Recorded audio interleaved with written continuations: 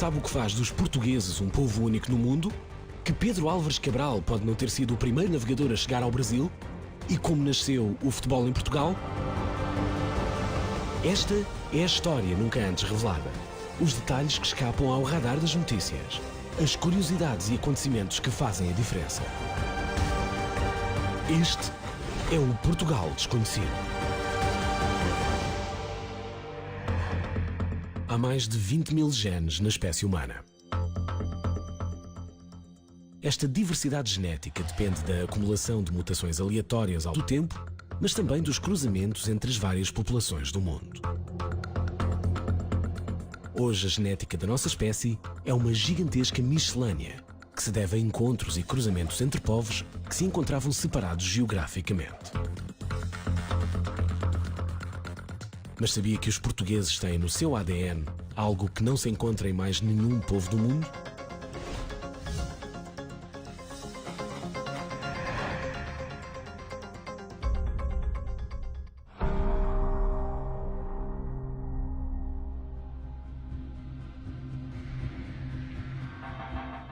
Grande parte da história de Portugal está gravada no seu ADN.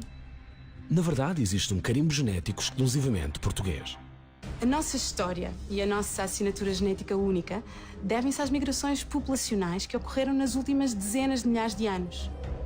Em 1997, uma equipa de cientistas portugueses e espanhóis investiga 3 genes de um conjunto denominado como HLA e faz revelações surpreendentes. Geneticamente, nós somos mais próximos dos bascos, dos espanhóis de Madrid e dos argelinos, nomeadamente do povo berber, mais do que do resto dos povos europeus, mesmo dos mediterrâneos.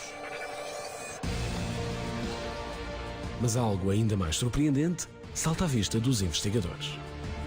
Os portugueses têm características genéticas únicas e, para compreendê-las, é preciso explicar o que significa o nome A25, B18, DR15.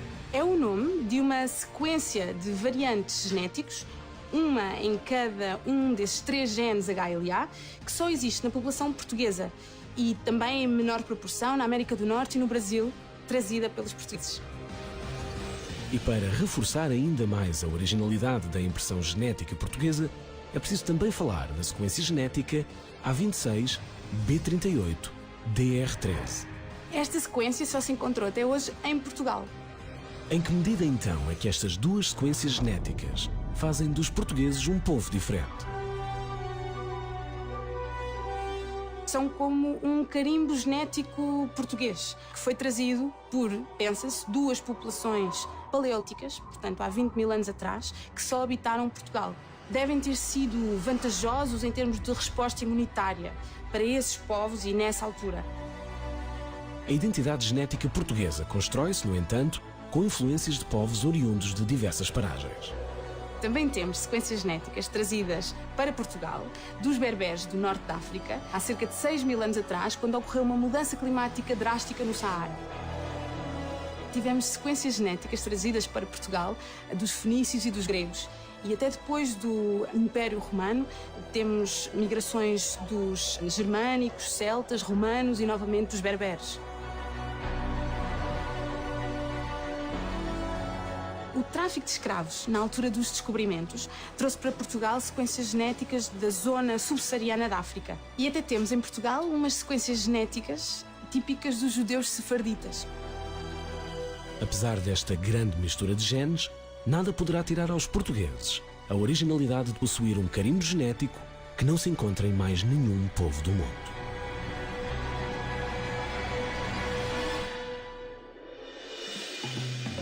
Cinco da tarde, hora do chá. Pelo menos é o que mandam os bons costumes em terras de Sua Majestade. Se lhe juntarmos pão, manteiga e biscoitos, então é porque a tradição ainda é o que era. A mulher do rei Dom Carlos II da Inglaterra foi quem levou esse hábito para a corte. Mas sabia que essa mulher era portuguesa?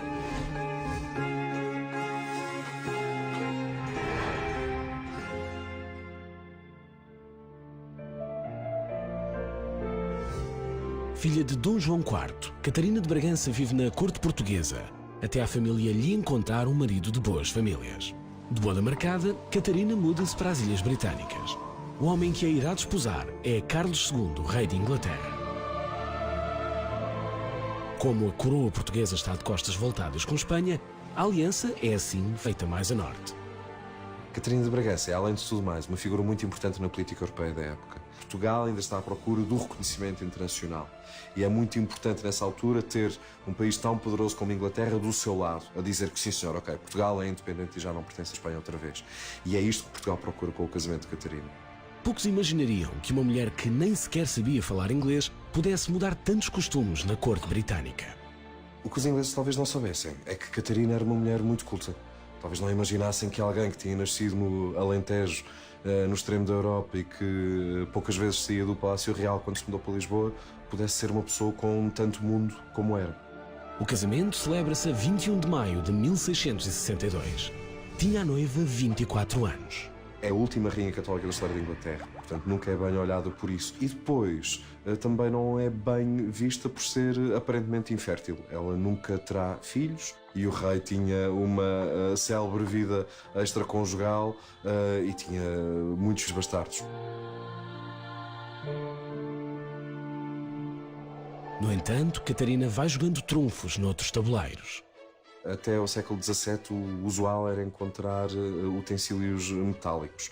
E entre os nobres, entre os reis e, enfim, a corte, seria o ouro ou a prata. A porcelana tinha a grande vantagem de conservar o calor dos alimentos.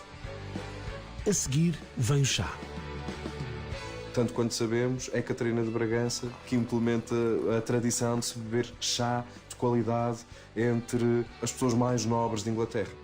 E é interessante também pensar até hoje, como nós dizemos, a falta de chá. Dizemos que alguém tem falta de chá quando não tem educação ou quando não tem maneiras. Tem a ver com a questão do chá ter entrado pela aristocracia. Portanto, separava as pessoas. Quem bebia chá era quem tinha educação.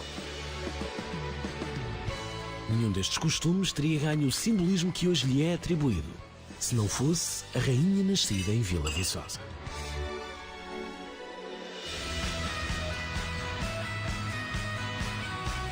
Todas estas imagens têm um traço comum. A calçada portuguesa, com certeza. Mas e se lhe dissermos que esta fotografia foi tirada no Havaí? Esta em Moçambique e esta na China? Ou ainda estas tiradas em Espanha e Catar, respectivamente? Sabia que a calçada portuguesa está presente nos 5 continentes? E que começou a espalhar-se pelo mundo graças a um negócio ilícito?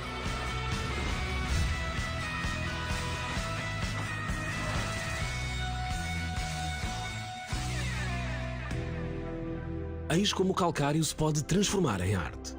Pancada após pancada, a pedra assume formas de padrões e desenhos que decoram ruas um pouco por todo o mundo. Calçada portuguesa é uma técnica do próprio desenho, com técnicas de partir a própria pedra. A calçada, digamos assim, calçada dura e pura, é pedras no chão. Isso todos os países fazem. Esta é a calçada portuguesa em todo o seu esplendor.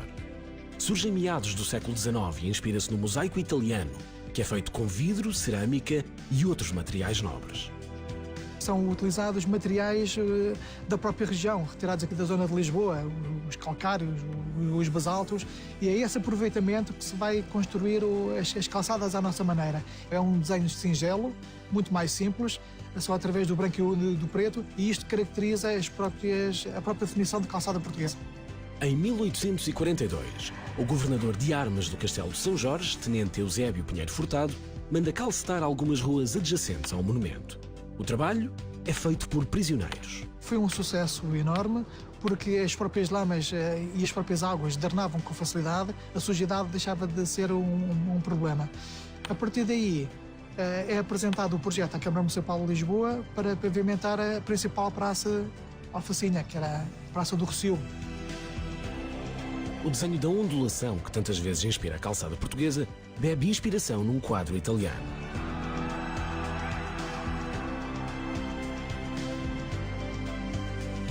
Em 1895, a calçada portuguesa chega a Barcelona graças ao Aldo. Um homem de negócios espanhol afirma ter comprado os direitos de utilização da patente a um comerciante português. O alcaide acredita e a calçada portuguesa consegue pela primeira vez ultrapassar as fronteiras nacionais. Foi uma forma fácil de ganhar dinheiro por um comerciante. Não se pode ressuscitar o termo de calçada portuguesa, já que não existe um inventor específico para esta técnica de pavimentar o chão. Em 1900, é a vez de Paris acolher a calçada portuguesa, por alturas da Exposição Universal que marca o início do século. Aos poucos, vai-se espalhando pelos 4 cantos do mundo e já marca presença em 17 países. Onde há um português, há um pouco de mar.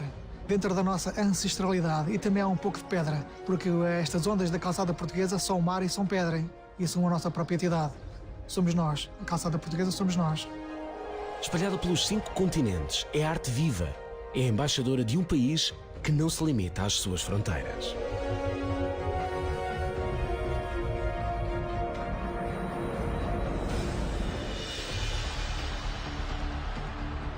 Em Portugal, o futebol move paixões, arrasta multidões, faz parar o país. Mas façamos uma viagem no tempo, até ao século XIX.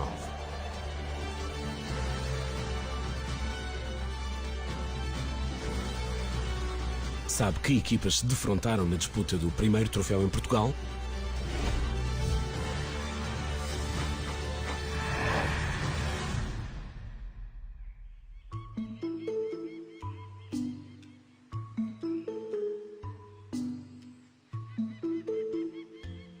O jogo tem lugar precisamente neste local, ou seja, no campo do Oporto Cricket Club.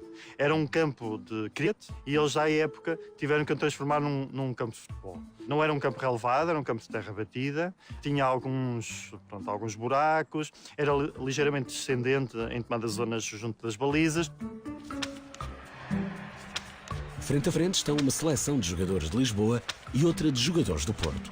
Corre o dia 2 de março de 1894. E está em jogo a taça Dom Carlos I. Praticamente metade de cada equipa é constituída por jogadores ingleses e a outra parte por jogadores portugueses. Precisamente no ano em que há a introdução do futebol em Portugal, em 1888, já decorre a primeira liga profissional de futebol em Inglaterra. Portanto, vejam o próprio atraso que tinha a assimilação do futebol em Portugal, mas ele depois acaba por ser um processo relativamente rápido. A partida está combinada desde outubro de 1893. No entanto, apenas 6 meses depois se consegue organizar a viagem dos jogadores. Nessa altura, a equipa de Lisboa viaja de comboio até ao Porto.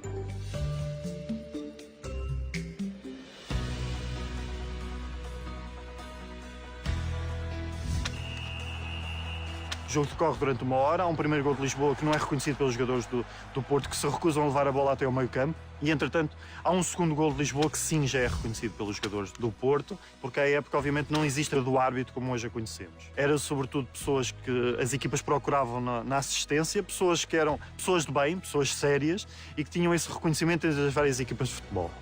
O primeiro troféu do futebol português disputa-se num embate com apenas 60 minutos, estes 90 que vêm nas leis do jogo.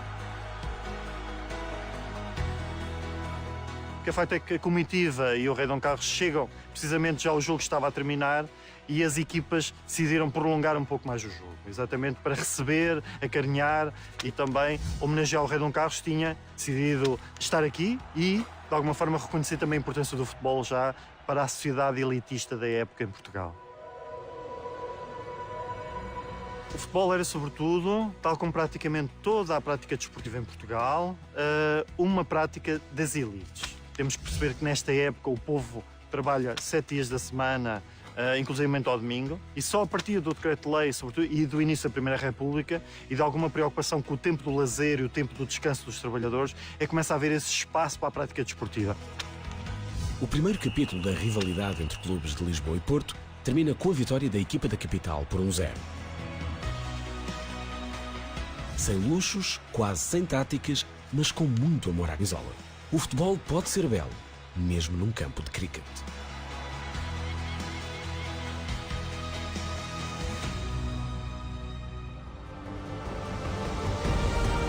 Sabe qual o segredo mais bem guardado do Alentejo?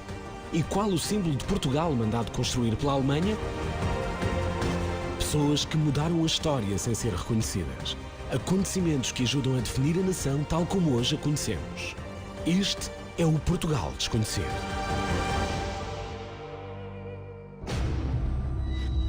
Este homem vai enterrar um segredo com mais de 200 anos. Um cerimonial quase sagrado e ao mesmo tempo genuinamente profano. As garrafas estão prontas para ficar um palmo abaixo da terra. Sabia que este ritual é único em Portugal e acontece na pequena vila transmontana de Boticas?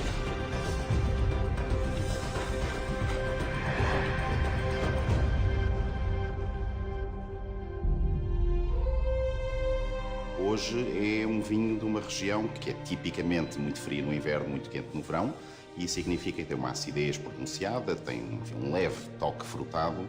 Não há igual tradição de país e poucas haverá no mundo a obedecer a ritual semelhante. Mas o mais curioso é que este vinho tem características únicas, graças a uma descoberta feita ao acaso. O vinho, no fundo, decorre de um acidente histórico, e acidente histórico em todos os sentidos, ou seja, a segunda invasão napoleónica, as pessoas de Boticas tentaram salvar aquilo que eram os seus bens mais preciosos.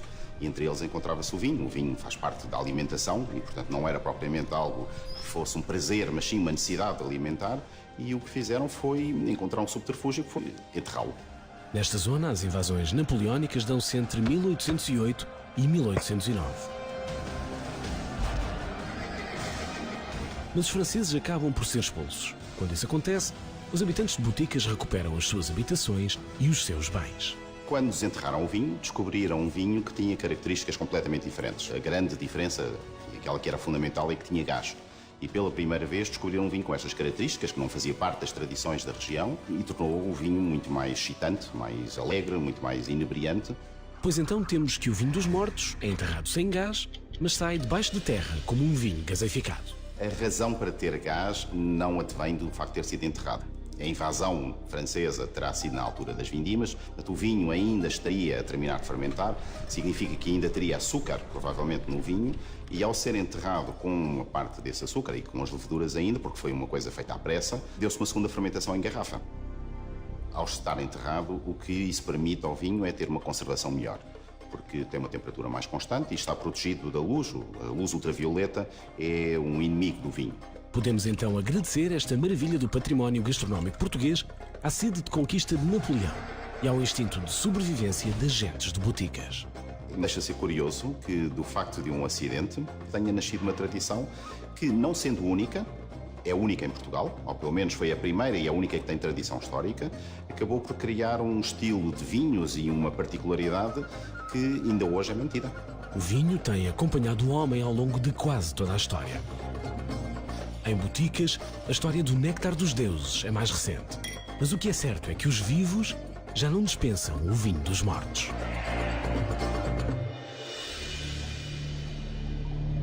Este voraz predador vive no Atlântico Norte em águas cujas temperaturas variam entre os 2 e os 8 graus. O seu habitat natural situa-se entre a Terra Nova, no Canadá, e a Islândia e a Noruega, na Escandinávia. Estamos a falar do bacalhau, o fiel amigo, prato típico português. Mas como terá este peixe ganho o estatuto de símbolo da gastronomia do país se apenas existe no Atlântico Norte?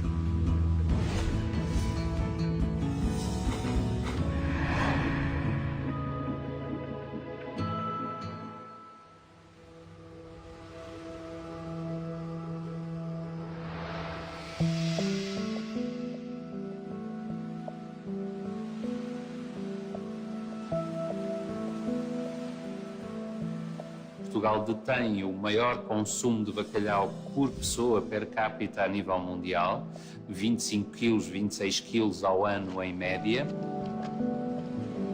Quase tudo se aproveita neste peixe. Constituem iguarias para a maioria dos amantes da gastronomia portuguesa. Provavelmente foram os vikings, os povos a que nós chamamos vikings do norte da Europa, que na Idade Média, a partir do século XI, provavelmente trouxeram para a Europa do Sul os primeiros bacalhaus. Em Portugal, no Reino de Portugal, começa-se a consumir bacalhau em larga escala, seguramente no início do século XVI, pelo menos. Durante os descobrimentos portugueses, constitui peça vital na alimentação dos marinheiros que, em longas jornadas sem pisar terra firme, cruzam os 7 mares.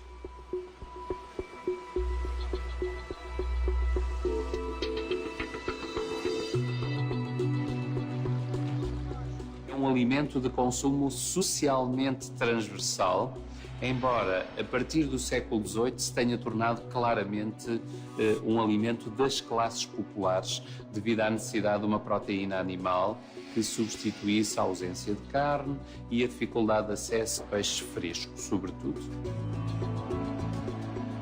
Mas a religião católica dá um contributo decisivo para que o bacalhau se afirme à mesa dos portugueses. Ao longo dos séculos, esse hábito manteve-se também muito vinculado às prescrições religiosas do jejum e da abstinência. Os dias de magro em que não se podia comer carne era quase metade dos dias do ano. Com a chegada de António Oliveira Salazar ao poder, o Estado Novo faz uma enorme campanha pelo bacalhau. Trata o assunto como se de uma questão identitária da nação se tratasse. Durante a Segunda Guerra Mundial, o bacalhau tornou-se muito escasso, havia muita dificuldade em importar devido ao bloqueio económico e comercial, mas teimosamente Salazar ordenou ele próprio que os navios da frota portuguesa se mantivessem em atividade. 2 foram torpedeados por submarinos alemães, gerando uma tragédia terrível. Em 1958, Portugal é o primeiro produtor mundial de bacalhau salgado e seco. O bacalhau é o símbolo dos símbolos da identidade portuguesa. Em qualquer conversa comensal, sobretudo à mesa com amigos estrangeiros, surge sempre essa pergunta: mas porquê que vocês comem tanto bacalhau e porquê que adotaram o bacalhau se ele não habita nas costas portuguesas? Este é um enigma cultural que vai persistir. E o bacalhau vai persistir à mesa dos portugueses, por muito longe que estes homens de ferro em barcos de madeira o tenham de ir buscar.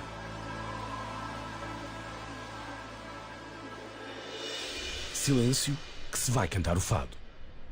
Oh, Rua do Capelão. Este é o fado 2 séculos depois do seu nascimento. Trajes de gala, os melhores intérpretes, grandes salas de espetáculo. E este é o fado na sua gênese. Rufiões de voz áspera e corpos tatuados, desordeiros ou marginais, tão rápidos a puxar de um acorde como de uma navalha. Mas o fado de inícios de 1800 canta-se sobretudo por vozes femininas. Sabe quem foi a primeira grande diva deste género musical?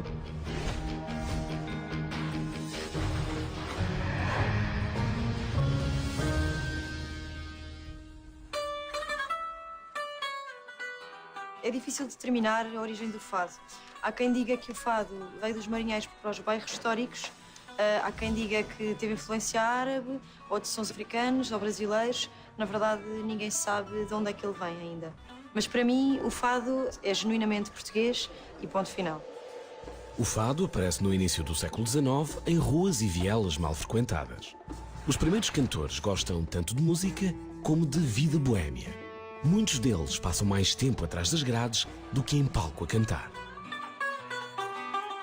A primeira diva deste género é uma prostituta da capital. Os seus dotes vocais tornam-se tão conhecidos em Lisboa quanto o seu alegado romance com o Conde do Vimioso.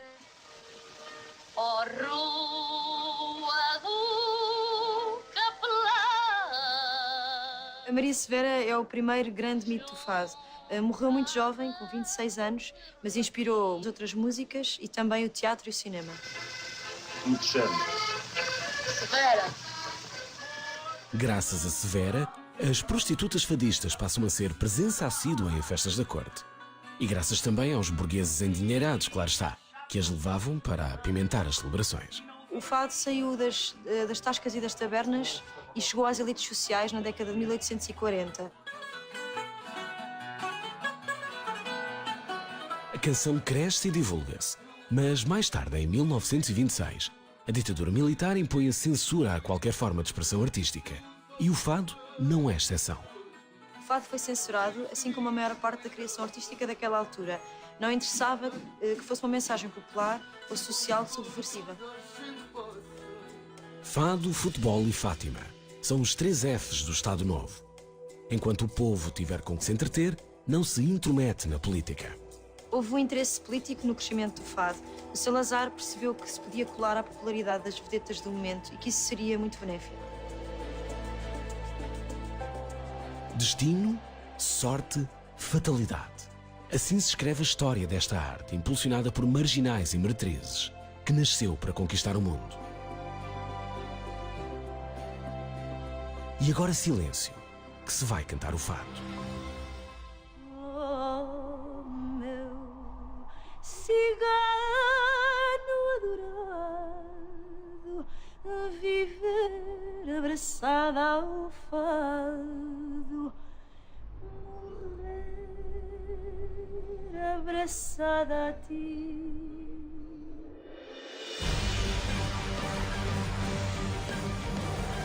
1.900 toneladas de deslocamento, 89 metros de comprimento, 1000 cavalos de potência, 10 velas redondas e 13 velas latinas. Este é o imponente navio Escola Sagres, um símbolo de Portugal, uma embaixada itinerante do país. Mas sabia que este navio não foi construído em Portugal, nem para servir a Marinha Portuguesa?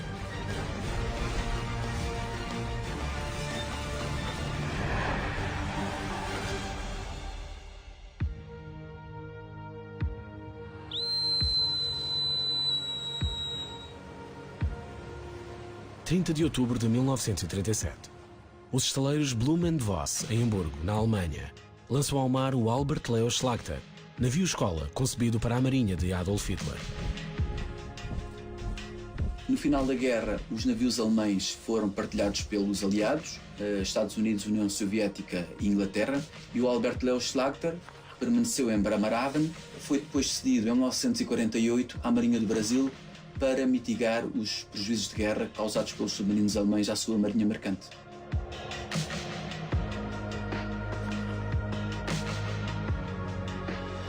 Nessa altura, a embarcação muda de nome e passa a chamar-se Guanabara. Como navio-escola, faz viagens de instrução ao longo da costa brasileira durante 12 anos, até ser abatido ao efetivo.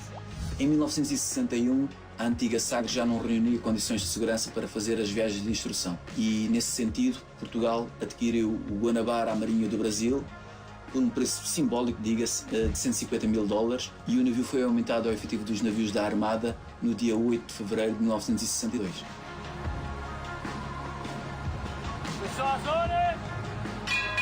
A 23 de junho do mesmo ano, o navio chega a Lisboa, já com o nome de Navio Escola Sagres. Nestes 55 anos ao serviço de Portugal, o navio Escola Sagres percorre mais de 600 mil milhas náuticas, o equivalente a mais de 28 voltas ao mundo.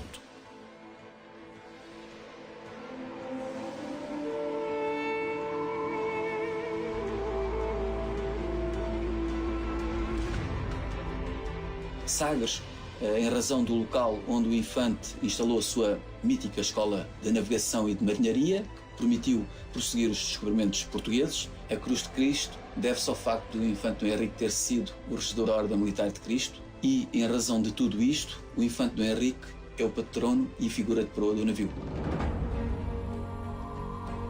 Em 2016, o navio Escola Sagres torna-se na Casa de Portugal durante os Jogos Olímpicos do Rio de Janeiro. Em virtude de o navio Escola Sagres ser um navio de Estado, onde quer que se encontre, é sempre território nacional. É o resultado de toda esta atividade do navio em representação de Portugal no estrangeiro, nos grandes eventos internacionais, que fez com que o navio se tornasse um símbolo de Portugal. São quase 100 mil horas de navegação, 170 portos em 60 países visitados, sempre a representar Portugal.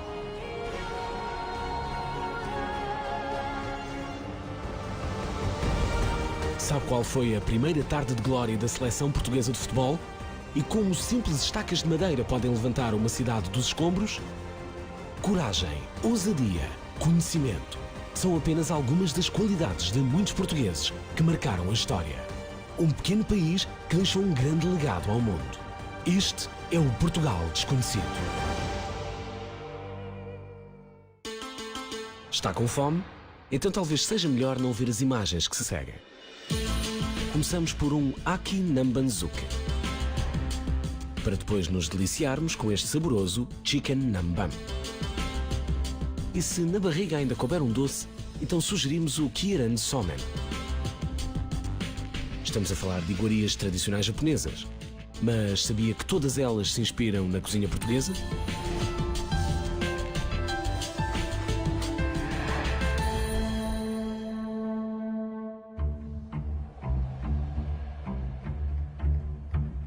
passamos a traduzir. Aki Nambanzuke não é mais do que um simples escabeche à portuguesa. Neste caso, feito com cavala. Os japoneses tratavam os portugueses por Namban e depois esse termo passa para a gastronomia por uma série de pratos que os portugueses influenciaram a cultura japonesa. Seguindo esta linha de pensamento, Chicken Namban é frango à portuguesa e Kiran Somen corresponde aos deliciosos fios de ovos. Muitos portugueses acham que a gastronomia japonesa é apenas sushi. Estão completamente errados. A gastronomia japonesa é talvez das mais ricas do mundo.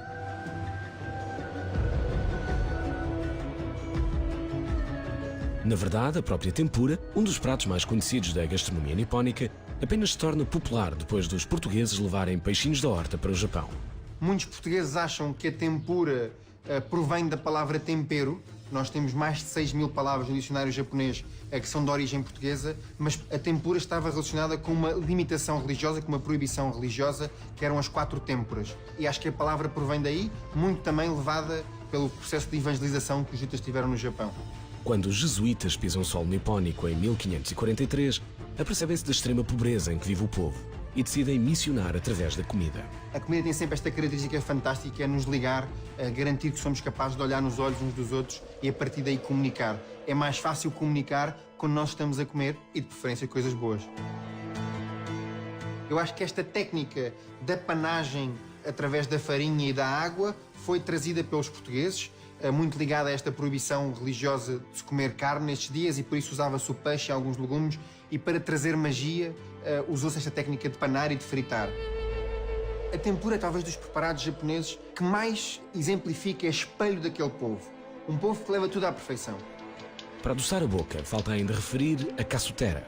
Eles fazem lá um bolo, que é o bolo de Castela, que é muito parecido com o nosso pão de ló. Há muitas versões do nosso pão de ló feitos com matcha, que é o chá verde. O que a maior parte destes pratos tem em comum, quer seja em Portugal, quer seja no Japão, são artes de conservação. Nós, através do vinagre, conseguimos garantir a conservação dos produtos. E nós, portugueses, somos exímios nisto. Portugal e Japão, separados pela geografia, unidos pela culinária. Um mundo de semelhanças à mesa, entre dois povos tão distintos. Edford, Felcom, Marley, MG Canelas, Olda, Sado, Alba, FAP. Sabe o que têm em comum todas estas marcas de automóveis? Sabia que só nos anos 50 do século XX houve 16 marcas criadas, desenhadas e construídas neste país?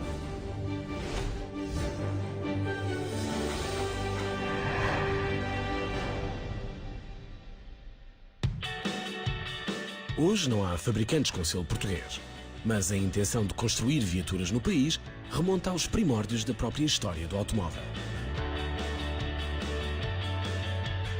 A partir dos anos 30 surgem a Edford, a Marley e a Alba. Nos anos 50 aparecem o IPA 300 e a DM. A marca DM nasceu nos anos 50, criada por Dionísio Mateus, e era obviamente um apaixonado por automóveis, e criou este carro com um pequeno motor de 1100 cm3, com 65 cavalos de potência, mas que já atingia os 170 km por hora. O que eu gosto muito neste tipo de carros é realmente o lado autêntico que temos quando nos sentamos nele, o cheiro, o conforto, que é quase inexistente, mas é isso que nos dá um certo prazer. Já depois da Segunda Grande Guerra surge a FAP, graças ao gênio de Fernando Palhinhas. O Fernando Palhinhas era um grande apaixonado do desporto automóvel, tinha as suas próprias oficinas já no Porto e dava assistência a grandes marcas.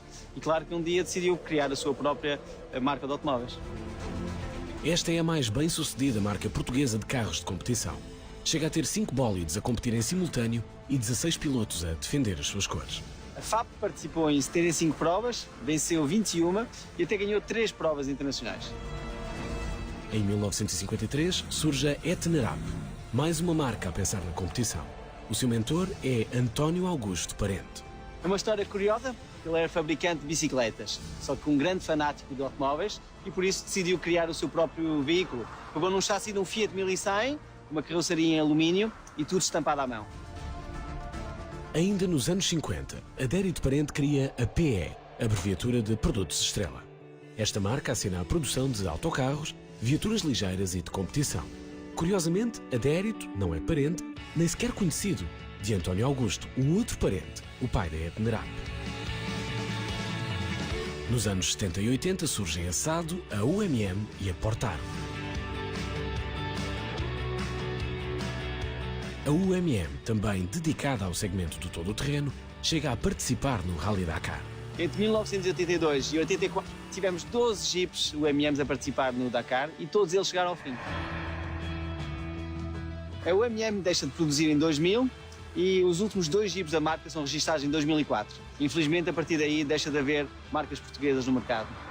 Portugal continua a produzir carros para outras marcas. Temos o know-how, temos a experiência, temos a paixão. Por isso, por que não voltar a ter uma marca portuguesa nos próximos tempos?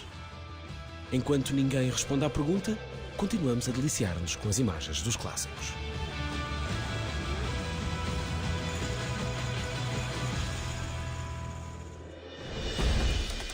Este hotel termal, agora em ruínas, já foi um paraíso para quem busca curas milagrosas. Acreditava-se que as suas águas eram capazes de sarar até as maleitas mais resistentes. Mas isso foi há quase 100 anos. O que tinham estas águas de tão especial?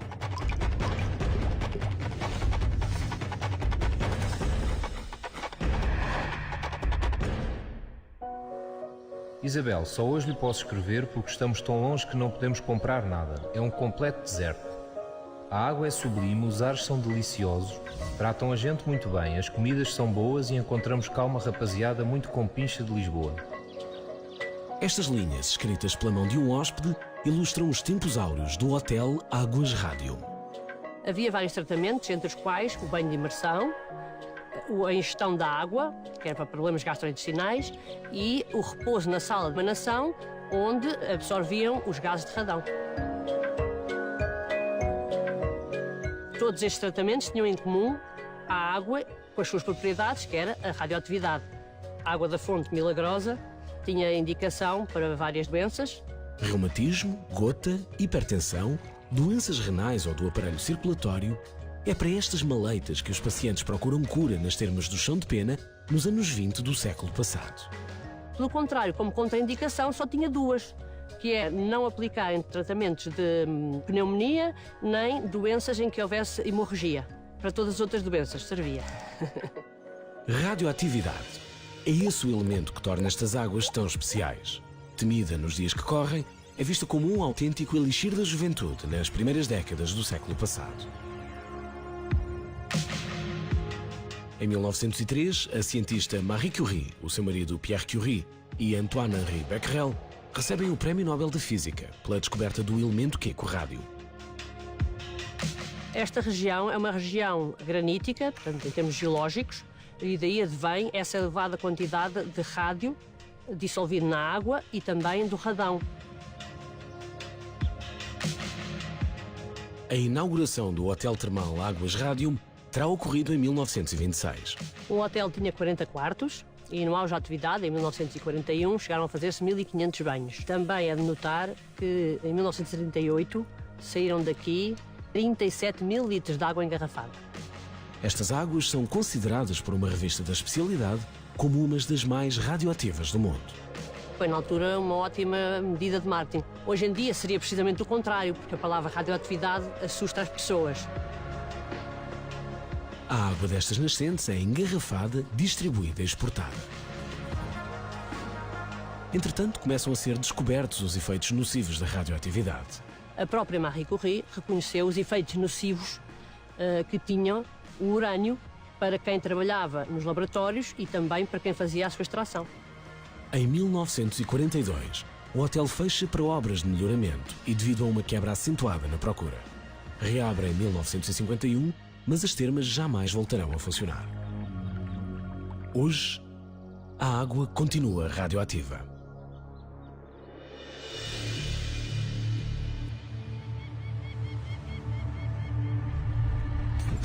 (1 de novembro de 1755), a Terra treme 3 vezes no espaço de 10 minutos e arrasa Lisboa. Hoje a tecnologia antissísmica já equipa edifícios com amortecedores eletrónicos ou vigas de ferro e de aço. Mas no século XVIII, nada pode salvar a capital portuguesa. Depois da catástrofe, materiais frágeis à primeira vista assumem papel de destaque na reconstrução. Como podem muitas das estruturas criadas há 250 anos ainda segurar literalmente parte da capital portuguesa?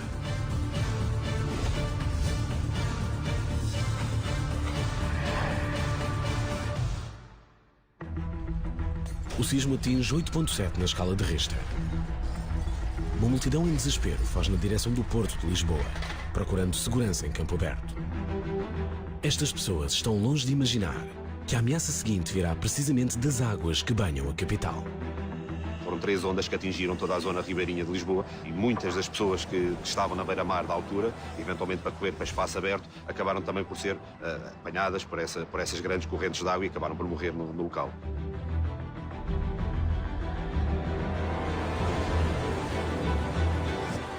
E quando parece que já nada poderá piorar este cenário, eis que surgem as chamas. Aquilo que o sismo não destruiu, ou que as águas não levaram, é agora consumido pelo fogo. A metodologia de construção e os processos que eram utilizados na engenharia da altura não eram os mais apropriados. Os prédios estavam mais próximos uns dos outros, impediam o combate aos incêndios, como também os materiais com que as casas eram feitas eram materiais também, eles propícios à propagação do fogo, nomeadamente as madeiras. O universo parece conspirar contra Lisboa. 5 dias depois, a cidade ainda arde. 1 em cada 3 edifícios ficam total ou parcialmente destruídos. É preciso reconstruir, e o Marquês de Pombal, que se aconselha junto a uma elite de arquitetos e engenheiros, está no comando das operações. A tragédia provocada pelo terremoto de 1755 foi tão grande que obrigou uma nova maneira de construir.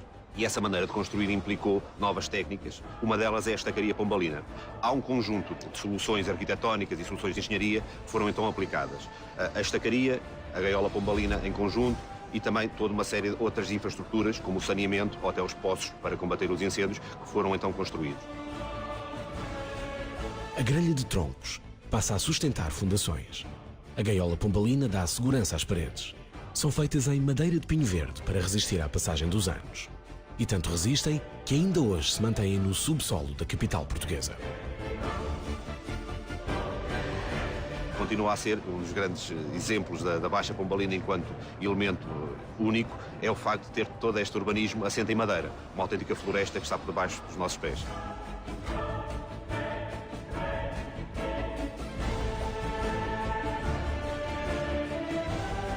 Uma das situações que causa mais admiração ao público prende-se com a conservação da madeira debaixo do solo. Neste caso, essa conservação só é possível porque os níveis de umidade são muito grandes. Toda a madeira que se encontra submersa tem uma degradação muito mais lenta. E nós sabemos isso porque 250 anos após a colocação de algumas, nós continuamos a ter exemplares perfeitamente conservados que foram descobertos em escavações arqueológicas. Lisboa demora 100 anos a ser reconstruída. A maioria dos especialistas defende que um sismo como o de 1755 pode acontecer a qualquer altura. Mas a verdade é que, até hoje, a natureza ainda não pôs à prova a visão de futuro do Marquês de Pombal.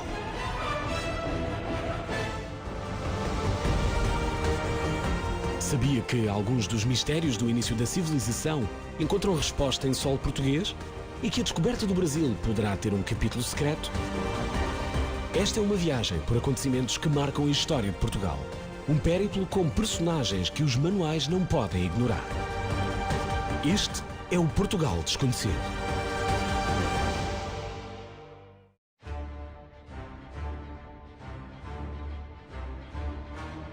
Estas paredes são testemunhas de incontáveis batalhas. De atos heróicos, da história que se escreve com sangue e suor. Portugal é um país rico em castelos, mas as suas muralhas altas e pouco espessas passam a ser obsoletas graças à evolução da artilharia nos séculos XVII e XVIII. É então que surgem as fortificações em forma de estrela, mais baixas, mais seguras, de paredes mais grossas. Sabia que o maior sistema de fortificações deste género em todo o mundo se situa na cidade de Elvas?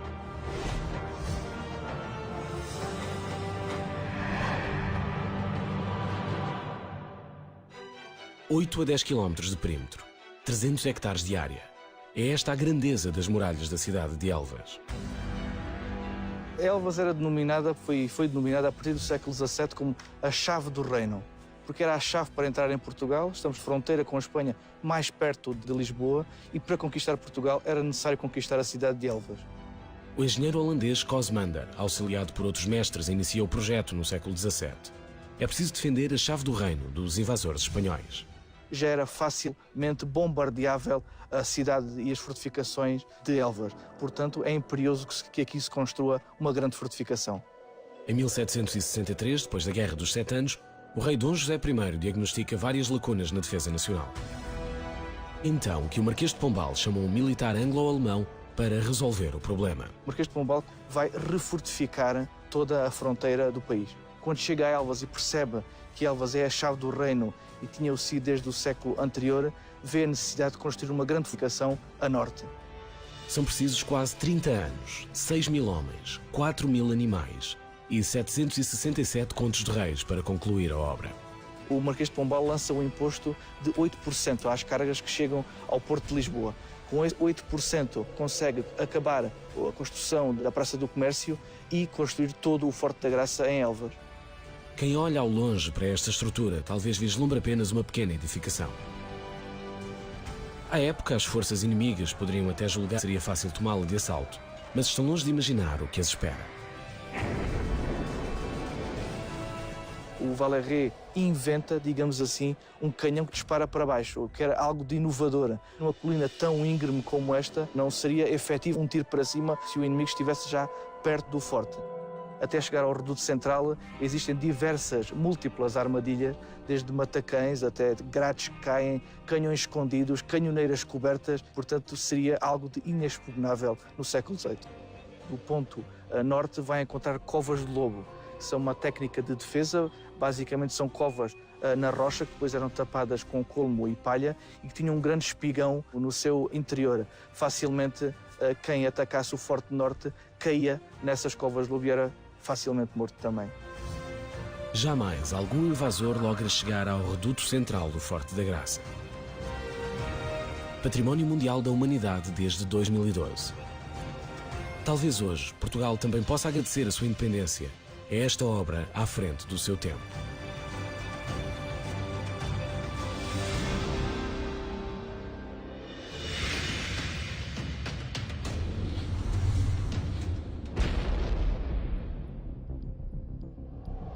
Há várias formas de ganhar uma guerra. A mais usada é a força bruta. Mas há exceções. Sabia, por exemplo, que o povo de Monção expulsou o exército castelhano apenas com pães?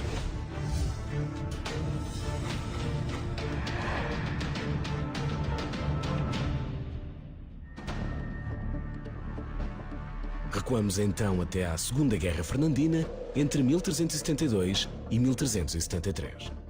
Em 1372, segundo Fernão Lopes, Pedro Rodrigues Sarmiento, o adiantado da Galiza, invade Portugal pelo Minho e toma algumas fortalezas e trava também duros conflitos em Barcelos e em Faria. E terá sido nesse ano, no contexto dessa invasão, que ocorreu o cerco de Monção. As provisões começam a escassear na fortificação, mas lá fora a situação não está muito melhor. Aproxima-se o ponto de ruptura. O abastecimento, quer de alimentos, quer de água, poderiam resultar no final de um cerco, que é de ambas as partes. Também as próprias condições de higiene, que poderiam facilitar a propagação de doenças e dar assim por terminado o cerco. Neste ponto, uma das partes iria ceder, restava perceber qual é que seria primeiro. Da muralha para dentro apenas restam parcas reservas de farinha. Nada mais há para comer.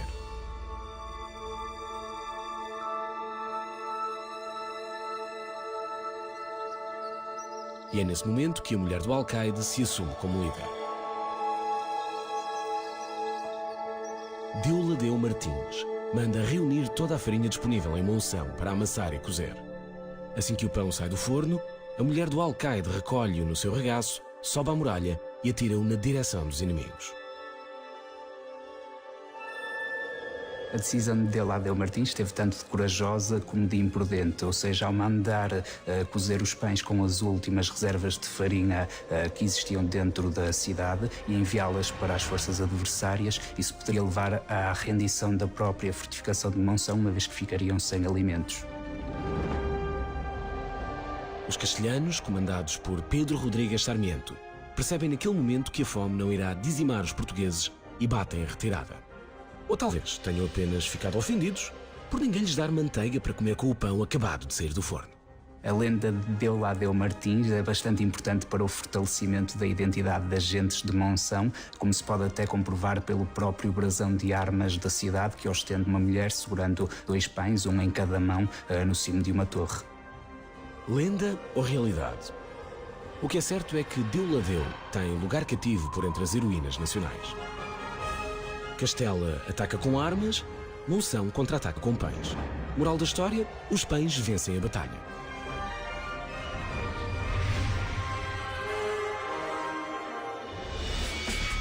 A luta, nas suas diversas formas, é quase tão antiga como o próprio homem. É uma marca cultural que muitas vezes se confunde com a identidade dos povos. Por exemplo, estes senhores apenas querem uma boa galhofa. Mas galhofa à moda de Trás-os-Montes implica boa preparação física, uns valentes tombos e determinação para chegar à vitória. Sabia que a galhofa é a única luta corpo a corpo de origem exclusivamente portuguesa?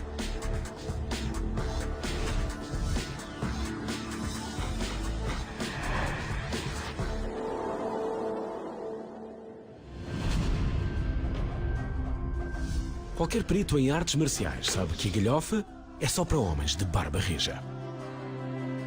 A galhofa é uma arte marcial portuguesa que usa o poder físico para derrubar o adversário, portanto projetá-lo e imobilizá-lo por cerca de 2 segundos, de costas no chão.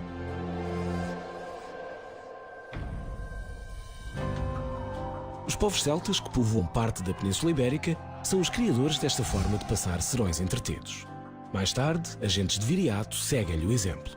A galhofa era a arte marcial de eleição de Viriato, que ele usava para a seleção dos homens, porque além de ser muito física, requer também muita parte mental.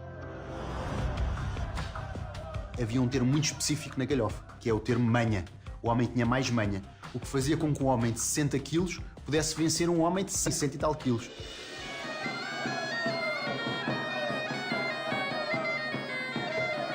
Temos também a parte do ritual de iniciação, da passagem da vida de rapaz para a vida de homem. Se nós virmos este panorama, é um panorama de festa. É neste contexto que os meninos que se querem fazer homens demonstram a sua virilidade num palheiro. Nos tempos que correm, já não se luta em tronco nu e as crianças também estão convidadas a participar. Até porque este é um desporto de cavalheiros que começa e termina sempre com um abraço cordial entre competidores. A galhofa atualmente já está a ser incutida dentro do programa a nível universitário numa Universidade do Norte pelo professor José Bragada, que tem feito um trabalho excelente na divulgação da galhofa e na própria documentação da galhofa. Esta disciplina é a modalidade na Federação Portuguesa de Lutas Amadoras. O povo diz que, para lá do Marão, mandam os que lá estão. Mas agora sabemos também que, para lá do Marão, há uma luta única no mundo.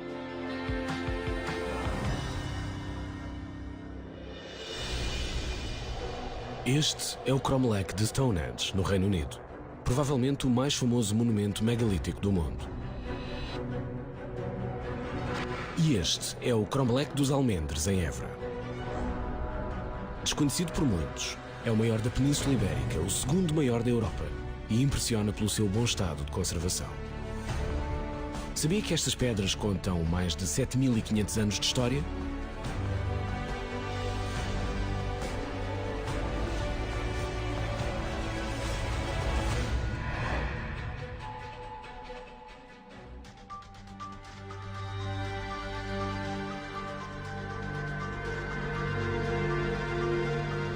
É um monumento excepcionalmente maior que a maioria dos recintos megalíticos na Península Ibérica. Têm normalmente entre 8 a 12 pedras e o Cromlech dos Almendres tem sobreviventes 94. Quando comparado com o Cromlech dos Almendres, Stonehenge não passa de um jovem. O monumento britânico tem pouco mais de 5.000 anos, menos 2.000 do que o português. Situa-se no topo da Serra do Monforado e oferece uma vista privilegiada sobre a cidade de Évora. Os povos que o construíram não escolheram a localização por acaso. Estes sítios estão sempre construídos nunca no ponto mais alto de uma elevação, mas sempre no início da descida de uma lomba e sempre orientados a nascente. A linha que divide estes sítios a meio está sempre orientada em direção aos equinócios, ao sítio onde o sol nasce durante o equinócio na paisagem. E como terão há 7.500 anos os habitantes do Alentejo Neolítico conseguido transportar pedras deste tamanho para este local? Eles apenas selecionam as formas que gostam mais e arrastam-nas até aos sítios onde as querem erguer e arrastam-nas utilizando alavancas e troncos rolantes. Na verdade, algumas das pedras, principalmente na parte de baixo do monumento, são tão pequenas e naturalmente arredondadas que elas podem ser roladas sobre si próprias. São 94 monólitos, descobertos em 1964 pelo investigador Henrique Leonor Pina, enquanto procedia ao levantamento da Carta Geológica Bell. Estas pedras podem parecer grandes, mas elas são, na verdade, algumas das pedras mais pequenas que vocês vão ver em monumentos megalíticos do Alentejo. E nesta altura as pedras vêm de muito próximo, de afloramentos graníticos. Esta forma é uma forma natural que resulta de milhões de anos de erosão da chuva e do vento. Durante o período Neolítico, a Península Ibérica assiste à sedentarização progressiva dos seus povos. Os caçadores sazonais passam a cultivar terras e a criar o seu próprio gado. Isto dá origem ao crescimento da complexidade do tecido social e respectivos rituais. A arqueologia acredita que se realizavam aqui celebrações religiosas, mas atendendo à pouca cultura material que é identificável em escavações arqueológicas, nós não conseguimos determinar como é que se processava essa liturgia religiosa. 10 dos monólitos apresentam gravuras em relevo. As gravuras nesta altura são bastante simples e focadas principalmente num conjunto de 5 símbolos, círculos, retângulos, crescentes lunares, báculos e linhas ondulantes. O Cromlech dos Almendres é testemunha da época histórica na qual se dá a maior mudança no modo de vida da humanidade. A transição das últimas sociedades de caçadores-recoletores para as primeiras sociedades sedentárias de pastores e agricultores é aquilo que mais me fascina. Este é o momento em que nasce a arquitetura, a matemática, a astronomia, imaginemos a filosofia também, a religião organizada. Portanto, é para mim um dos momentos mais interessantes da história do homem. Muito já se sabe acerca do Cromlech dos Almendres, mas por mais investigação que se faça, talvez nunca se venha a descobrir todos os segredos que estas pedras poderiam contar.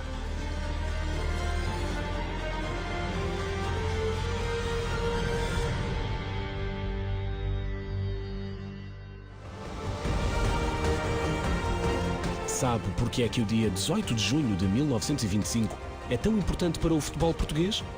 E qual a relação entre a autoestrada A5 e as corridas de Fórmula 1? Percorremos o país de les a les para levar até si as grandes histórias que não constam da história. Para dar vida a factos e pessoas que não podem ser esquecidos. Este é o Portugal Desconhecido.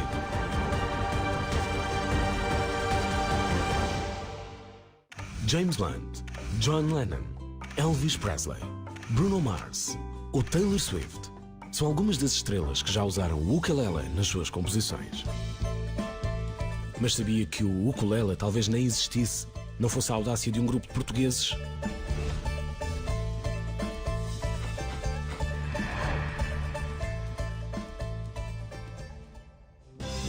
23 de agosto de 1879. O navio britânico SS Ravenscraig chega à meio da tarde a Honolulu, capital do Havaí, apinhado de imigrantes portugueses. 419 almas oriundas da Ilha da Madeira buscam sustento nos campos de cana-de-açúcar.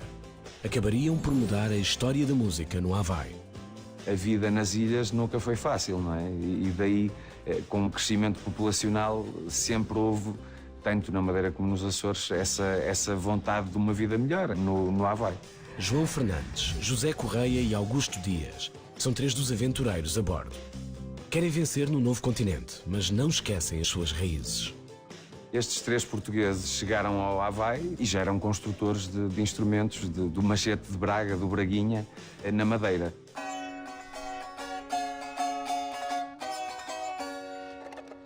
Este é o Braguinha, portanto, que surgiu na Ilha da Madeira, depois de ter chegado o cavaquinho. As diferenças para o cavaquinho são as seguintes. O Braguinha é ligeiramente mais pequeno, tem a escala sobreposta e a afinação, o tuning, é diferente do cavaquinho. Na alegria da chegada, começaram a tocar o Braguinha e aquilo foi imediatamente um sucesso nas ilhas do Havaí. Aos olhos dos havaianos, os dedos dos madeirenses parecem pulgas saltitantes. Daí o nome ukulele, que na língua autóctone do Havaí quer dizer pulga saltitante. Até o rei achou um piadão àquele instrumento com aquele som, com aquela sonoridade. A irmã do rei Kalakaua, do Havaí, terá dito que uku significa prenda e lele significa vir. Daí que ukulele também possa significar prenda que veio de longe. O sucesso é tão grande que Augusto Dias acaba por se dedicar ao fabrico de cavaquinhos no Havaí, tal como Manuel Nunes, outro dos seus companheiros de jornada a bordo do SS Ravenscrag.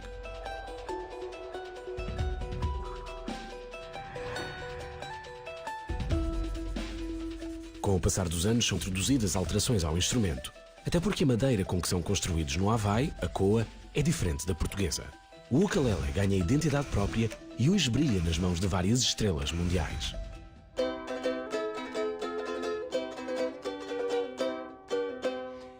Este é o ukulele, é ligeiramente maior, começou a usar cordas de nylon e a afinação Lá, Mi, Dó, Sol. Ao tocar, toca-se igual à guitarra clássica. O ukulele é um instrumento emblemático da música havaiana. Nascido em terras lusas, imigra para o continente americano, muda de nome e identidade, mas não perde aquele gostinho a Portugal que se escuta a cada acorde.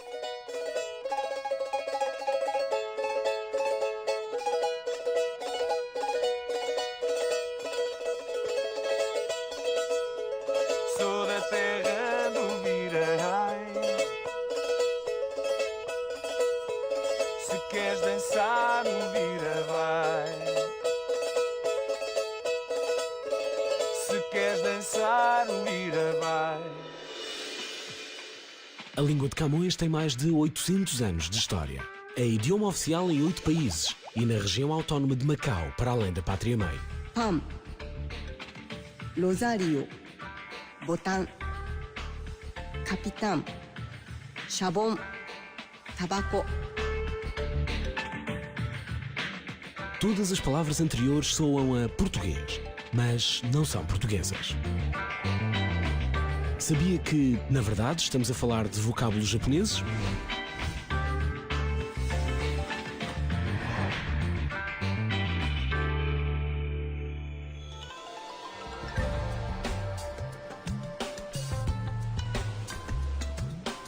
Os portugueses foram primeiros ocidentais a chegar ao Japão em 1543, quando o Japão ainda não se conhecia o mundo ocidental. Então deixou muitas marcas, novidades na sociedade japonesa. Talvez isto possa explicar como é que um país do outro lado do mundo tenha tantas palavras de origem portuguesa. Boro, Bidoro, Cristo. Há, porém, uma palavra japonesa que muita gente atribui erradamente aos portugueses. A palavra arigato quer dizer obrigado. Muita gente pensa que é derivado à origem portuguesa, mas isso não é verdade, porque antes da chegada dos portugueses já existia esta expressão de gratidão no Japão. No entanto, a lista de vocábulos japoneses que bebem inspiração na língua de Camões é muito vasta. Tudo graças a quase 100 anos de convivência intensa e profunda. O contacto com Portugal, naquela altura ao Japão, foi muito importante porque trouxe um vasto conhecimento em todos os níveis, por exemplo, na área comercial e religioso, ou até na medicina e ciência. O primeiro hospital com medicina ocidental foi aberto pelo padre jesuíta Luís de Almeida.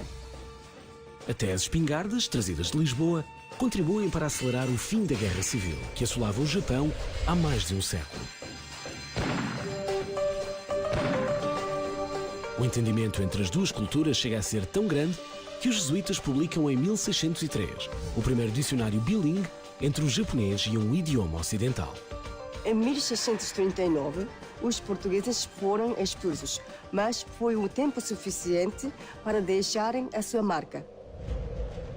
A partir do século XV, o português chegou a ser língua oficial em todos os portos asiáticos. Uma língua originária de um pequeno país plantado na orla do Atlântico, mas que é a quarta mais falada no mundo.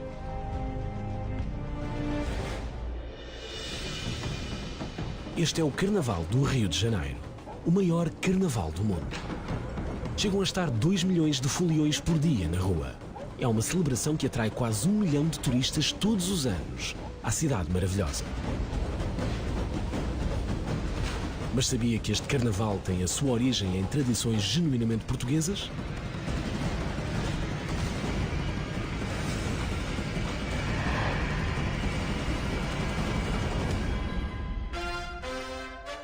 Carnaval de Torres Vedras, Portugal. Aqui o carnaval celebra-se há mais tempo do que no Brasil. Não tenho quaisquer dúvidas que Portugal foi determinante nas raízes do Carnaval do Brasil e, de modo particular, no Rio de Janeiro. Corre a quarta década do século XVI. O Carnaval chega ao Brasil graças a migrantes portugueses que atravessam o Atlântico em busca de uma vida melhor. No Brasil do século XVII, as pessoas saíam à rua com os rostos pintados, atirando água e farinha umas às outras. Os escravos também participavam dessas festividades, ainda que separados dos seus senhores. Muitas vezes, os escravos pintavam os seus rostos com farinha, de certa forma para satirizar as autoridades, mascarando-se dessa forma de caucasianos. Em meados do século XIX, o Carnaval do Rio chega a ser proibido. Reprimido nas ruas, é, no entanto, celebrado em festas privadas. Há uma diferença entre o Carnaval das elites e o entrudo das classes mais baixas. Enquanto o primeiro tinha lugar nos salões e casinos, espaços de luxo, o entrudo tinha lugar na rua sem qualquer luxo. Em 1852, um sapateiro português muda por completo a face do Carnaval brasileiro. Graças a José Pereira de Azevedo Paredes, surgem os José Pereiras no Rio de Janeiro. Os José Pereiras tiveram um papel importante na consolidação das raízes do Carnaval do Rio de Janeiro, porque a partir daqui passaram os cortejos a ter ritmo.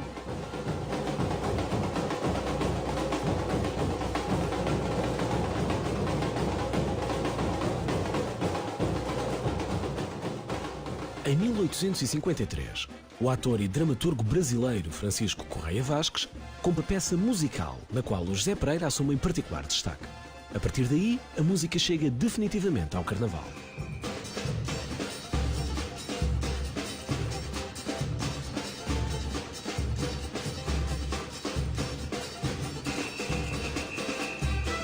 Do outro lado do Atlântico, temos o maior carnaval do mundo, que para se erguer bebeu muita influência portuguesa.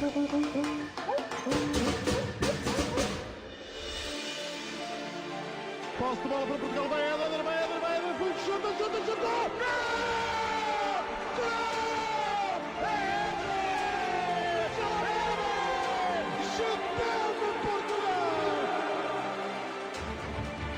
Gol! Hoje, Portugal é campeão da Europa. Mas sabe de quantas tentativas precisou para vencer uma partida internacional? –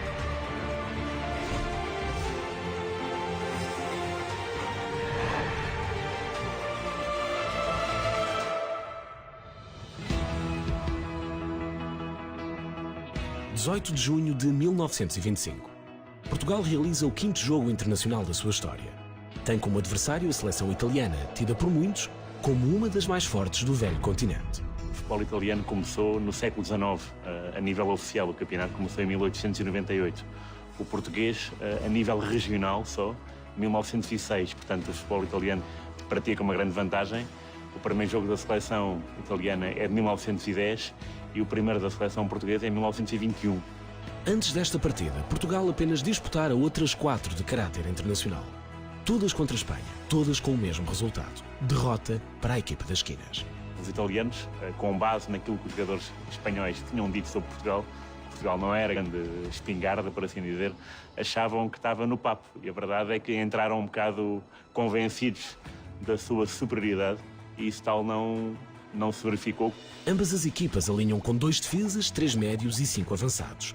Uma tática impensável nos dias que correm. O 3-2-5 era uma tática bastante utilizada. Não havia nuances. Na altura, toda a Europa jogava assim. Era frequente haver resultados muito desnivelados entre o 6 e o 7-0, coisa que agora é muito pouco frequente. O campo do Lumiar está cheio com 15 mil almas sedentas de ver Portugal bater o pé à congénere transalpina. Às 6 da tarde está tudo a postos para o pontapé de saída. Não é como agora que há metro, as pessoas tinham que ir pelo seu próprio meio a pé ou então de autocarro elétrico. E a verdade é que o jogo era costume o estádio encher 3 horas antes. Mas na altura encheu meia hora, 20 minutos antes. O primeiro momento de êxtase para a multidão acontece aos 39 minutos da primeira parte, depois de um pontapé de canto. O guarda-redes italiano afasta mal a bola. Esta sobra para João Francisco Maia. E o avançado do Sporting não perdoa. Está feito 1-0. A segunda parte foi avassaladora. Os italianos dominaram por completo. Tiveram inúmeras ocasiões de gol, inúmeras mesmo. E, de facto, o guarda-redes Francisco Vieira foi o homem que nos salvou.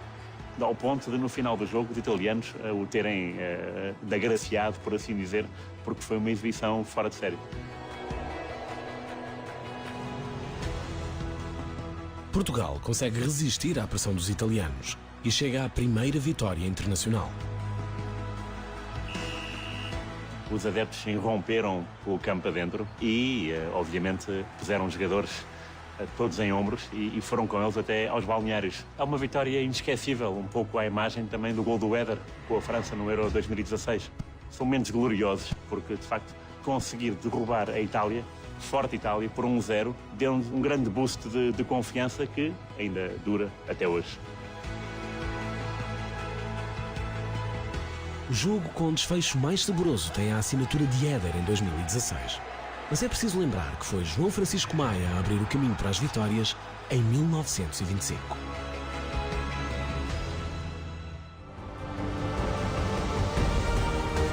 Sabe de quem era o sangue derramado durante o golpe de Estado mais pacífico de sempre? E qual a teoria mais surpreendente acerca dos descobrimentos portugueses? Os segredos trancados a 7 chaves. Os mistérios nunca antes desvendados. Os heróis que não buscaram um lugar na história. Este é o Portugal desconhecido.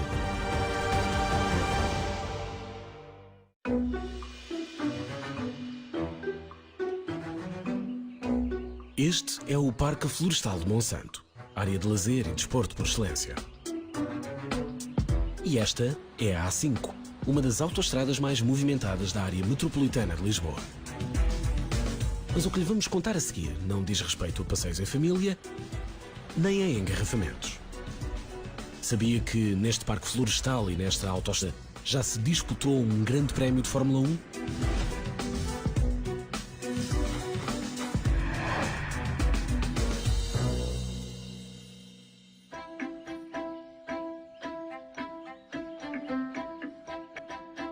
23 de agosto de 1959. 16 bólides estão alinhados na grelha de partida. Está tudo a postos para o Grande Prémio de Monsanto em Fórmula 1. Aqui em Monsanto, a primeira vez que apareceu o Fórmula 1 foi um evento muito grande, era novidade e havia muitos apaixonados do desporto automóvel. 5.440 metros de pista, 9 curvas, 62 voltas, mas de 2 horas de corrida.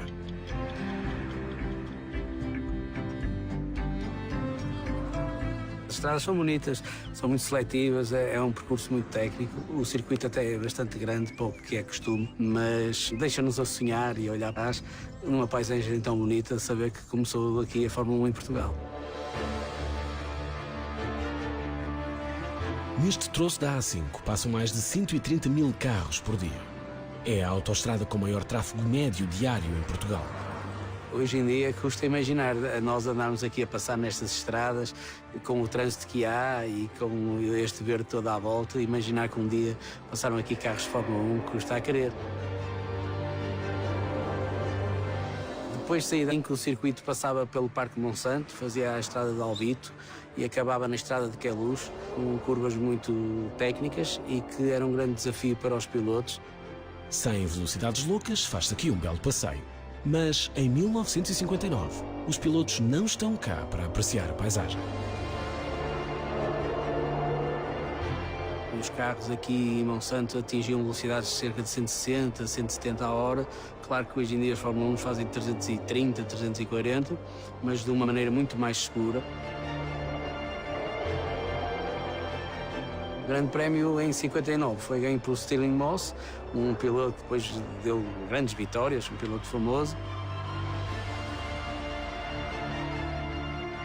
Aquela corrida marca também a estreia de um português na Fórmula 1. Nisha Cabral faz história ao volante de um Cooper Maserati. O Nisha, ao fazer aqui a estreia, foi uma alegria para os portugueses. Abriu o caminho para mais tarde outros portugueses chegarem à Fórmula 1, que foi o meu caso, em 1991. Mais tarde Pedro Lamy, depois o Tiago Monteiro. Acho que o primeiro é sempre importante e marcou uma época. Em 1996, a Fórmula 1 deixa Portugal. Se algum dia regressar, não há de ser a Monsanto nem à autoestrada, com certeza. Mas nestes caminhos, ainda se pode ouvir o roncar dos motores daquela tarde louca de 23 de agosto de 1959. –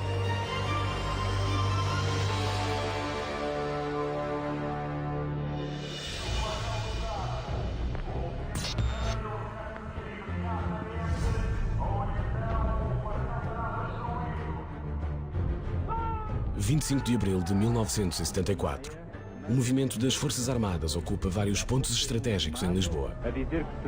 As forças leais ao regime rendem-se sem oferecer resistência. A população celebra na rua, numa espécie de arruada com carros militares à mistura. Marcelo Caetano, presidente do Conselho de Ministros, entrega-se por volta das 7h30 da tarde. Termina a ditadura do Estado Novo. A Revolução dos Cravos é talvez o golpe de Estado menos mortífero de sempre. Mas sabia que naquele dia foi derramado o sangue de 5 vítimas mortais?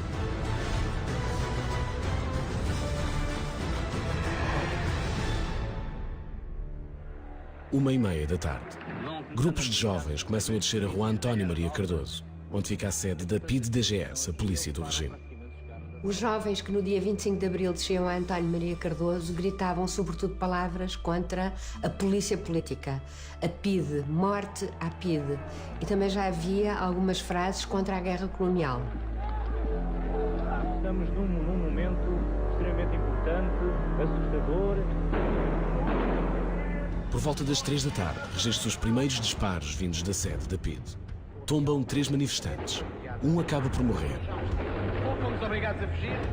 Por volta das 20 horas, houve 9 tiros e foi aí, nessa altura, que no posto de comando, o comandante Crespo resolve mandar fuzileiros a António Maria Cardoso para que isso deixe de acontecer. Não houve rendição. Não houve rendição. A fúria das balas da Polícia do Estado rouba a vida a mais 3 pessoas e fere outras 43. Aí é que eu acho que a PIDE-DGS, ao fim e ao cabo, assinou o seu fim em Lisboa. O inspetor Oscar Cardoso, que estava na sede da PIDE com mais cerca de 300 elementos, disse, depois do 25 de abril, ao ser interrogado, que Silva Paes, que era o chefe da PIDE, teria dado ordem de tiro se houvesse desacatos, mas tiros para o ar. Fernando Carvalho Gesteira, 18 anos. José James Barneto, 37 anos. Fernando Luís Barreiro dos Reis, 24 anos. João Guilherme Rego Arruda, 20 anos. Eram jovens, alguns deles que eu penso que não eram politizados e que estavam no lugar errado, à hora errada. Falta ainda contar a história de mais uma vida perdida naquela noite. Trata-se de António Lage, 32 anos, membro da PIDE. Estava a ser revistado por algumas pessoas da população porque se encontrava armado. Terá entrado em pânico, fugiu e a tropa disparou.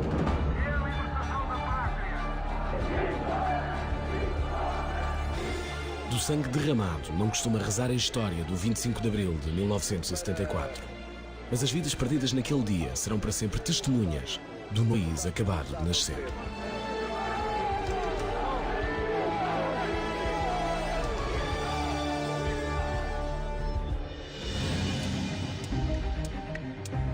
...5 de outubro de 1910. a monarquia cai em Portugal e é proclamada a República. Muda-se o hino, a bandeira e a moeda. É criado um busto que simboliza os novos ideais vigentes. Sabe quem é a mulher que serve de inspiração ao busto da República?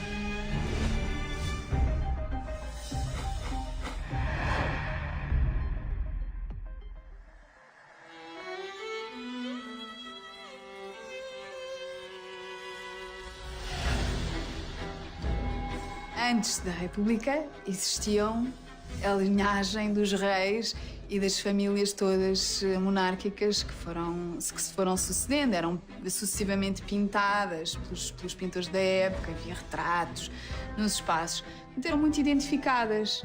A ideia de abstração, é preciso haver um conceito, e o conceito era, os franceses fizeram assim, surto e efeito junto do povo, vamos fazer também. Portanto, foram buscar a ideia de uma mulher, a imagem de uma mulher associada à liberdade. Um rosto feminino, de olhar decidido, carregando um ramo de loureiro, símbolo de triunfo, e uma foice, símbolo de abundância. Abre-se um concurso, concorrem 9 escultores. Quem ganhou o concurso foi Francisco Santos. Mas, para a infelicidade do vencedor, é o busto de Simões de Almeida, segundo classificado no concurso, que se torna mais conhecido junto das massas populares. Às vezes, o que ganha não é o que se torna mais popular. Foi com um quadro do Eugène Delacroix. Foi esse quadro que foi a base de inspiração para o busto. Mas quem é, afinal, a mulher que dá o rosto pela República Portuguesa? Esta mulher portuguesa que dá o perfil ao busto da República, Hilda Pulga, era uma jovem que trabalhava como costureira em Lisboa, que acabou por ser a musa de um escultor e era uma mulher provavelmente muito bonita, que dava nas vistas.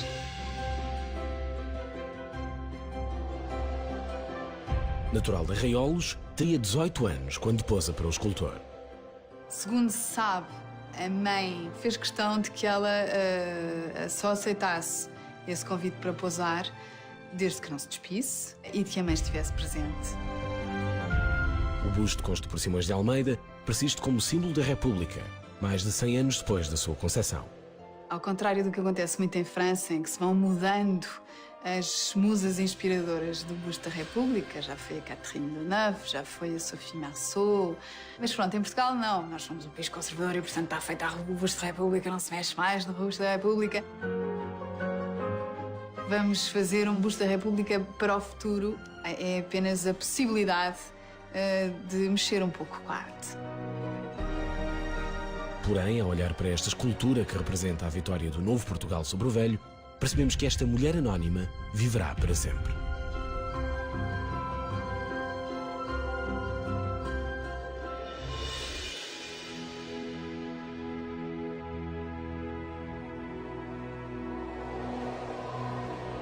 Corre o dia 22 de abril do ano da graça de 1500.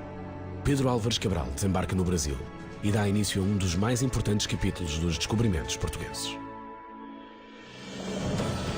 Mas sabia que, ao contrário daquilo que ensinam os manuais de história, pode não ter sido este o primeiro navegador português a chegar ao Brasil?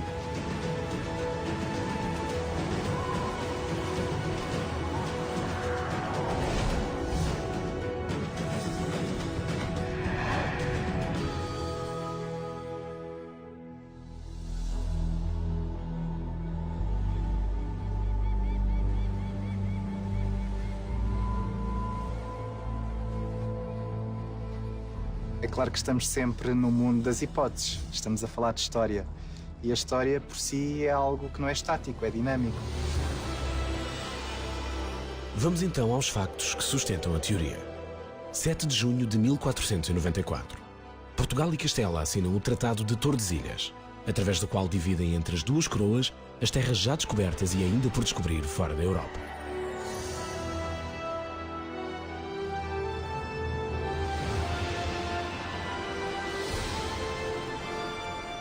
Acima da linha dos 27 graus de latitude, até uma extensão de 370 léguas a oeste de Cabo Verde, era pertença de Portugal. Tudo o resto pertenceria à Espanha. Porquê 370 léguas? Porque é a distância considerada necessária pela coroa portuguesa para que os navios provenientes dos territórios ultramarinos possam efetuar a viagem de regresso ao reino. Mas seria preciso tanto?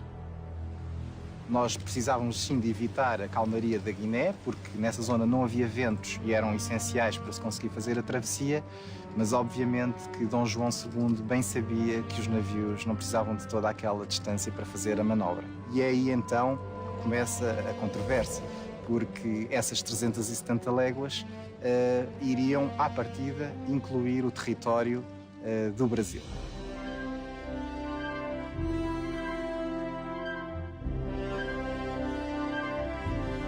Castela aceita as condições do tratado, por não acreditar que haja terra firme dentro do espaço reclamado por Portugal. Mas se Dom João II sabe da existência do Brasil, por que não anuncia imediatamente a sua descoberta?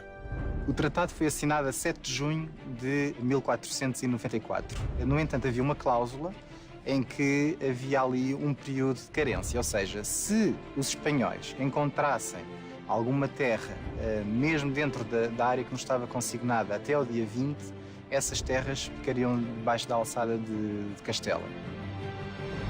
Muitos historiadores acreditam que a rota de Pedro Álvares Cabral em 1500 demonstra tal grau de precisão que obriga a considerar a possibilidade de já ter sido anteriormente ensaiada. E se não é Cabral o descobridor do Brasil, a quem se deve esse feito? O Esmeralda Situ Orbis é um manuscrito de Duarte Pacheco Pereira, que durante muitos anos esteve desaparecido e que é de facto um regimento náutico com toda a informação sobre as descobertas que ele fez e, nomeadamente, esta hipotética viagem secreta ao Brasil. E é exatamente neste livro em que Duarte Pacheco Pereira escreve a Dom Manuel I, dando conta da sua descoberta. Oficialmente é Pedro Álvares Cabral quem descobre o Brasil a 22 de abril de 1500. As restantes dúvidas e considerações ficam apenas para apaixonados pela história, como nós.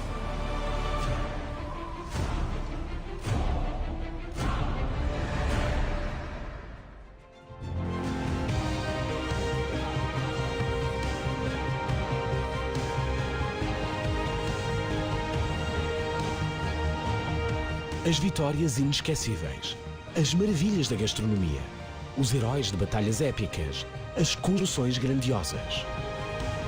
Tudo isto e muito mais faz de Portugal uma nação de conquistadores, de campeões, mas também de gente anónima, que se supera mesmo nas circunstâncias mais difíceis. Tudo isto faz parte do Portugal desconhecido.